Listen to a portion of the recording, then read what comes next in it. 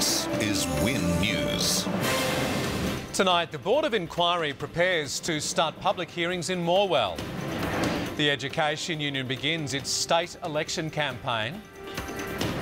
And the plan to put East Gippsland produce on the map. Good evening, I'm Bruce Roberts. Also tonight, anger as duck shooters illegally hunt at Lake Narracin. Residents will be able to have their say on the Hazelwood mine fire as early as next month. The Board of Inquiry will begin public hearings in Morwell and surrounding towns from the beginning of April. They are the three people charged with conducting the independent inquiry into the Hazelwood mine fire. Today, Justice Bernard Teague, Professor John Catland and Sonia Petering met for the first time in Morwell. Their staff have been scouring the Latrobe Valley for venues for the public hearings, which could be underway in less than a fortnight. The preliminary thinking is that there probably should be something like 3 in Morwell and 1 in each of Traralgon, Churchill and Newborough. Subsequent hearings, which will hear from expert witnesses, will also be open to the public wherever possible. We aim to be as open and as transparent as possible. While planning is in its very early stages, the inquiry will have a particular focus on health, including the adequacy of the response. Were the actions taken the right ones? Were they done in the right sequence and timing?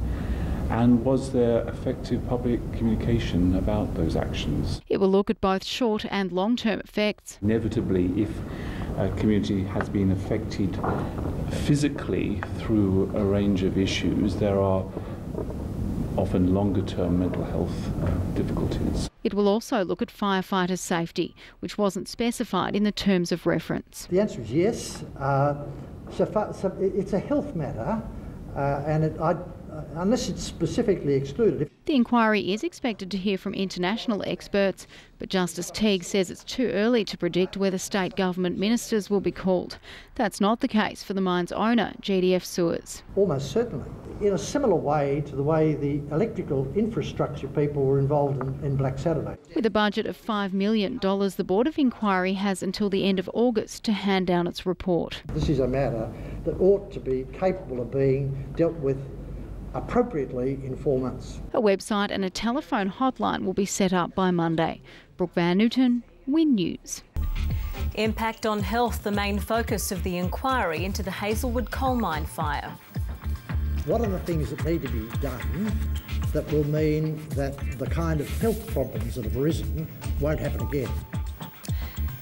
The head of the judicial probe into the Hazelwood mine fire has promised an open and public inquiry with a focus on the health effects on Morwell residents. Retired Supreme Court Judge Bernard Teague says the inquiry will start in early April, beginning with a series of community meetings in affected towns. Frances Bell reports. The heavy smoke has cleared and the fire is officially out, but the work of the Board of Inquiry has only just begun. We aim to be as open and as transparent as possible. Headed by former Supreme Court Judge and Bushfires Royal Commissioner Bernard Teague and assisted by John Catford and Sonia Petering, the inquiry will begin within 2 weeks. It will start with 6 community consultation sessions in Morwell, Traralgon, Newborough and Churchill. My primary objective is to work out from a health point of view what are the things that need to be done that will mean that the kind of health problems that have arisen won't happen again. Written submissions will also be invited throughout April and May. People want to know, are they going to be infected in 20 years' time? Are their children going to be able to have children? Are we going to have lung cancer and heart disease and breathing problems, in 10, 20 years' time? Bernard Teague says once the community consultation period is complete, the inquiry will then start calling witnesses to hearings in June.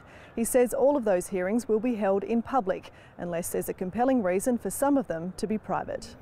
Senior public servants and the mine operator GDF Sewers are likely to be called to give evidence, as well as potentially government ministers.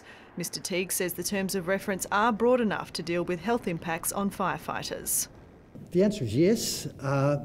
It's a health matter. The inquiry is yet to find a location for its hearings, but a website and hotline number will be operating by Monday. Frances Bell, ABC News, Morwell.